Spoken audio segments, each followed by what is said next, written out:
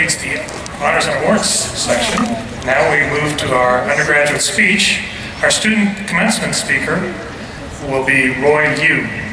In addition to his passion for economics, Roy has been active in the mock trial team and received first place in the PricewaterhouseCoopers Tech Advisory Case Competition. Upon graduation, Roy will begin work in management consulting at PricewaterhouseCoopers. So thank you, Roy.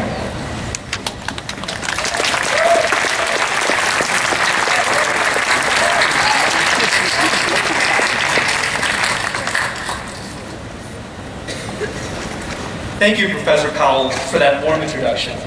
Good afternoon, distinguished guests, faculty, and loving friends and family.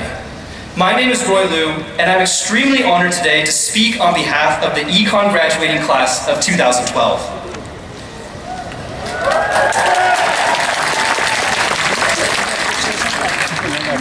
Now, one of my favorite personal creatures of all time is the bumblebee.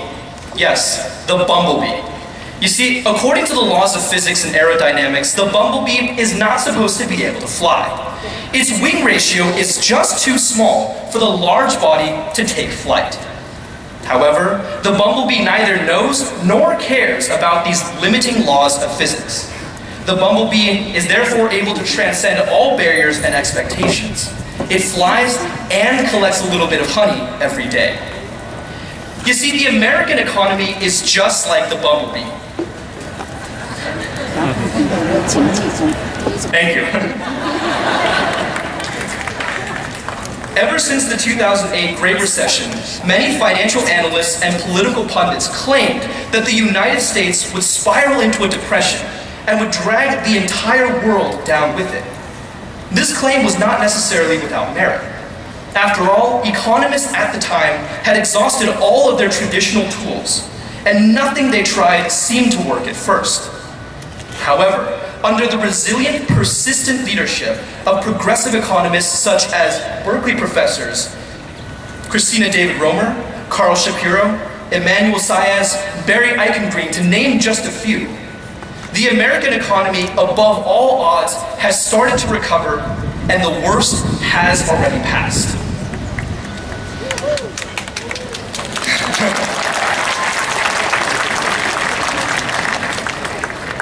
It is exactly this type of perseverance that Berkeley economics fosters in all its students. Oftentimes in life, there will be problems that are seemingly unsolvable.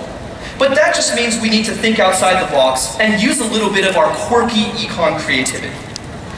The econ professors here at Cal have taught us over the last 4 years that there are no problems too complex for a handful of dedicated, passionate, and incredibly bright individuals who seek to know the truth. When I look at the graduating class that sits before me today, those are the types of individuals that I see before me.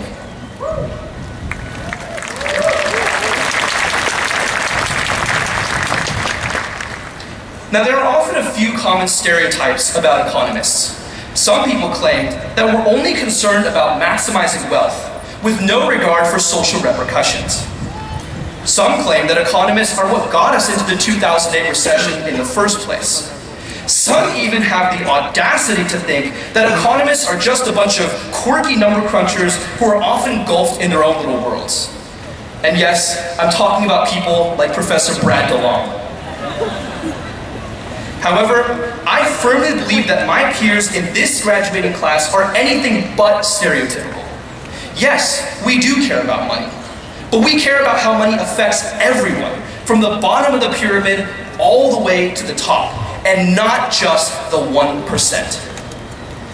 This graduating class has proven to me that they're more passionate about social and economic problems than I ever thought possible.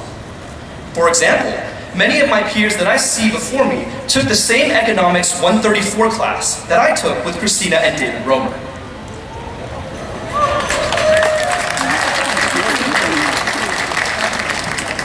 This class was titled Macroeconomic Policy Since the Great Recession. Now there's a class where every single lecture, discussion section, and office hours were filled with students that were deeply concerned about the tangible social effects of the economic policies that we studied. Unlike those red-wearing spoiled kids down in Palo Alto. This is why I'm absolutely confident that all 375 graduating students today can and will change our world for the better. In whatever careers we enter into after graduation, it is our inextinguishable passion for bettering society and seeking the truth that will set us apart from everyone else. And so, what does this mean for us after graduation? Well, you see, each Cal student is extremely fortunate. We were chosen out of a vast pool of students to receive the best possible education at the #1 public institution in the entire world.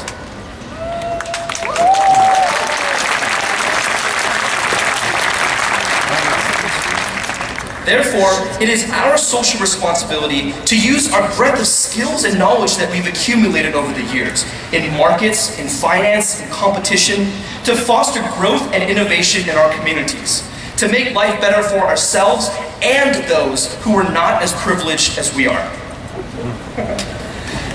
If we can combine our resilient attitudes with a passion for pressing social problems around us, then there is no issue too complex for us to tackle. So, going into the future, let's channel the spirit of the bumblebee. Let's spread our wings, and let's fly as high as we possibly can. Because after all, bumblebees make honey. And us bears, well, we love honey.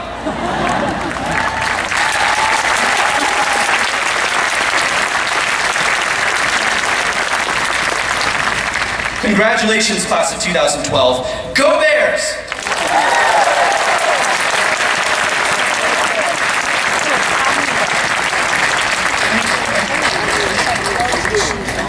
David Card will now introduce our PhD